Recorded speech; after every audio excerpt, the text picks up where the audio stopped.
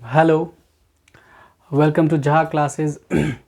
तो आज की क्लास में क्लास नाइन्थ पिछली क्लास में जैसे कि आप लोगों को याद होगा हमने क्वाड्रिलेटरल से रिलेटेड सारे प्रॉपर्टीज़ को डिस्कस किया था, उसके कुछ थ्योरम्स को भी एलाबरेट किया था। So today we are going to start exercise 8.1। तो उसके क्वेश्चंस को देखते हैं कैसे बनाएं, किस तरह से क्वेश्चन को सॉल्व कर सकते हैं। बहुत ही आसान तरीका हम लोग अपनाने वाले हैं, तो let's see how to do this.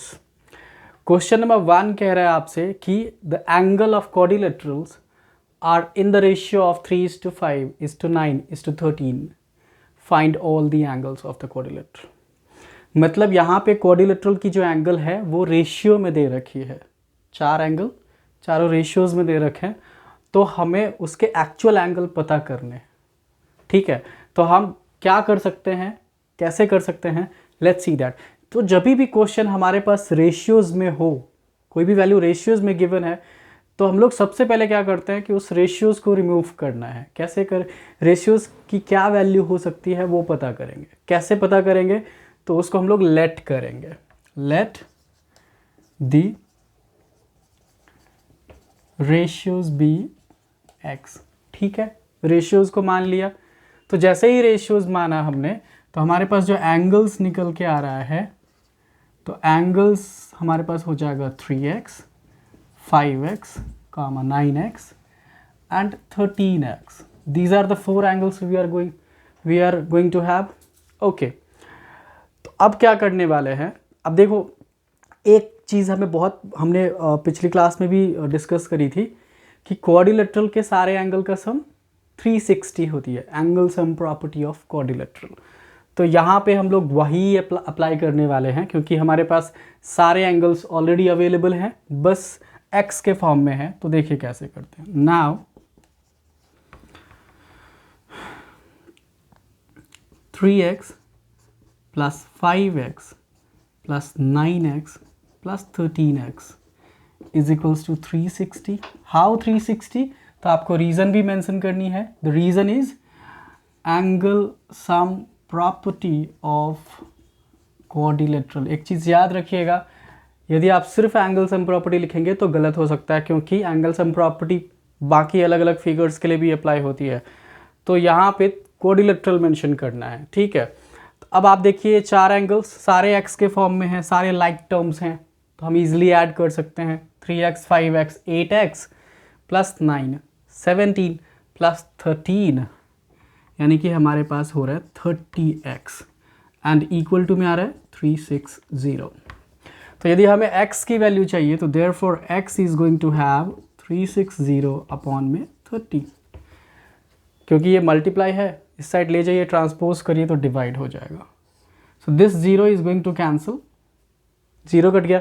अब 3 के टेबल में 36 आता है, 3 1 जा 3 2 जा, तो यहाँ पे x की वैल्यू 12 आ रही है। क्लियर है? x की वैल्यू 12 कैसे आया, समझ आया? फिर यहाँ से आगे चलते हैं। अब हम लोग 1 बाय 1 सारे एंगल्स की वैल्यू निकालते हैं। सपोज करिए कि ये एंगल A है, ये B है, ये C है, D है।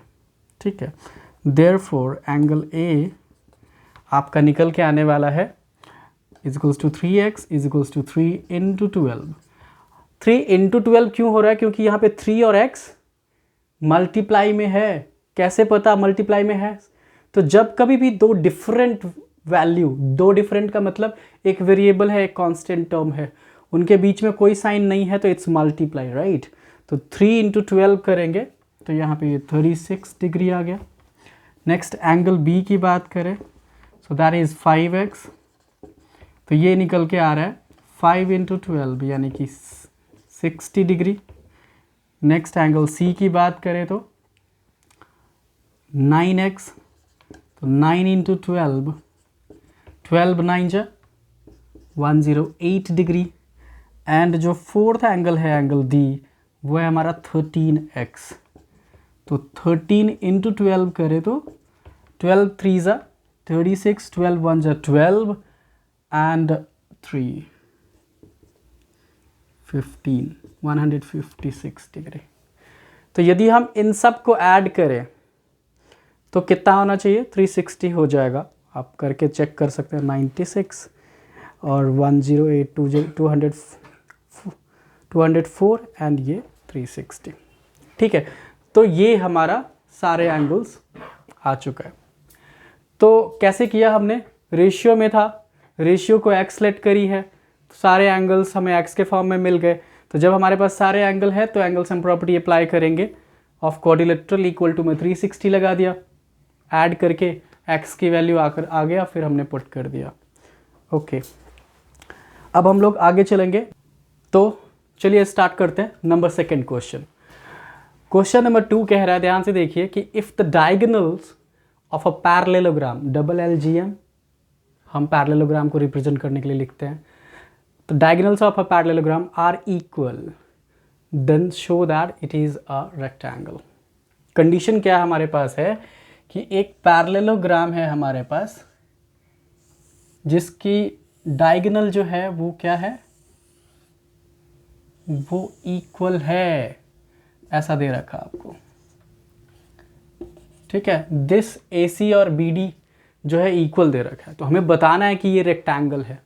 तो देखिए, रेक्टेंगल के लिए सबसे बड़ी प्रॉपर्टी हमें कैसे पता करेंगे कि रेक्टेंगल है कोई भी क्वाड्रिलेटरल, तो सबसे पहले अपोजिट साइड इक्वल और सारे एंगल 90। तो चूंकि ये पैरेललोग्राम है ऑलरेडी अपोजिट साइड इक्वल होती है, तो बस यहाँ पे यदि हम सारे एंगल्स को 90 प्रूफ कर दें तो ये रेक्टेंगल हो जाएगा।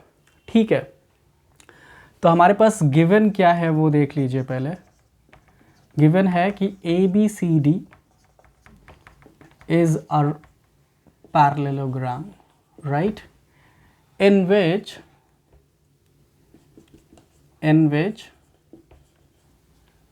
AC is actually equal to BD, ऐसा दे रखा है, डायगोनल सेम दे रखा है। अब आपको शो क्या करना है, मतलब टू प्रूफ क्या करना है, टू प्रूफ करना है कि ABCD जो है वो क्या है, रेक्टेंगल है। तो ABCD इज रेक्टेंगल। ठीक है, ऐसा प्रूफ करना है हमें। तो चलते हैं प्रूफ की तरफ। प्रूफ, तो देखिए प्रूफ करने के लिए अब मैंने क्या कहा कि देखिए मोटिव, जब भी इस ज्योमेट्री के कोई भी क्वेश्चन बनाते हैं तो ध्यान रखिए कि हमें करना क्या है, रिजल्ट कहाँ जाना है हमें। आपको, आपका माइंड हमेशा उस तरफ जरूर ध्यान होना चाहिए कि रिजल्ट क्या लाना है। तो सारे एंगल इक्वल टू 90 प्रूफ दिखाना है आपको। तो क्या कर सकते हैं इसके लिए आप, मुझे जो लग रहा है मैं क्या कर सकता हूँ कि दो ट्राइंगल लेते हैं। यदि इसके दो ट्राइंगल जो डायगोनल्स को भी कंटेन कर रहा है, उन दो ट्राइंगल्स को कॉन्ग्रुएंट कर ले। यदि कॉन्ग्रुएंट हो जाए तो फिर उसके बाद ये एडजेसेंट वाली जो एंगल है उस ट्राइंगल का, आपको पता है कि पैरेललोग्राम के जो एडजेसेंट एंगल होते हैं सप्लीमेंट्री होती है, तो फिर वहाँ से सप्लीमेंट्री यदि होगी तो वहाँ से फिर हम 90-90 प्रूफ कर सकते हैं। थोड़ा ये ओरली थोड़ा अलग लगेगा, करके देखते हैं, ज़्यादा क्लियरली समझ आएगा। तो हम यहाँ पे क्या कर रहे हैं, इन ट्राइंगल ABD ले रहे हैं एंड ट्राइंगल ले रहे हैं हम लोग ABD लिया हमने, अब की बार लेंगे ABC या फिर आप ले सकते हैं BAC। ठीक है, तो दो ट्राइंगल हमने ले ली है और पहला काम है कि इसको कॉन्ग्रुएंस प्रूफ करेंगे। तो कॉन्ग्रुएंसी के लिए हमारे पास 3 पॉइंट्स होनी चाहिए, कोई भी 3, क्योंकि जितने भी प्रॉपर्टीज़ है, चाहे वो SSS हो, SAS हो या फिर RHS हो, कोई भी हो, तो वो उसके लिए 3 पॉइंट्स, हमें 3 पार्ट्स को जो है इक्वल दिखाना है। तो क्या क्या दिखा सकते हैं आप इक्वल, अब देखिए AD जो है हमारे पास, इस ABD का AD पार्ट जो है वो BC के इक्वल होगा। AD is equals to BC। कैसे, ये है opposite sides of parallelogram, opposite sides of parallelogram. आपको पता है कि अपोजिट साइड इक्वल होती है। फिर उसके बाद आप देखो कि जो BD है that is equal to AC। How, ये हमने प्रूफ कर, ऐसा गिवन है हमारे पास क्वेश्चन, डायगोनल इज इक्वल, तो लिखेंगे गिवन। 2 पार्ट हो गई। अब तीसरा क्या देख सकते हैं कि ABD और ए बी सी में देखिए ये ए बी वाला जो पार्ट है वो दोनों ट्राइंगल का हिस्सा है, तो हम यहाँ पे लिख देंगे A B equals to B A, that is common. ठीक है, तो 3 पार्ट्स हमारे पास आ गया और तीनों ही साइड है, तो कौन सी क्राइटेरिया होने वाली है? So therefore by SAS criteria of congruency, triangle ABD congruent triangle ABC या फिर BAC। ठीक है, नाम वही है, बस ऑर्डर चेंज है उसके लेटर का। तो ट्राइंगल कॉन्ग्रुएंट हो गया।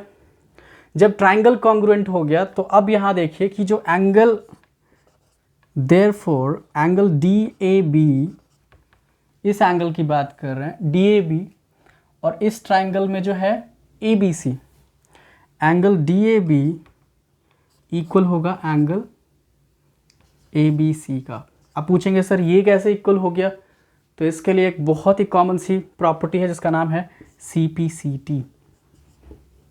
CPCT यानी कि corresponding parts of congruent triangles. तो यदि 2 ट्राइंगल कॉन्ग्रुएंट हो गया तो उसके कॉरस्पॉन्डिंग पार्ट्स इक्वल हो जाता है। ठीक है, तो हमने दोनों एंगल को इक्वल दिखा दिया। अभी हम क्या करेंगे, नाउ एंगल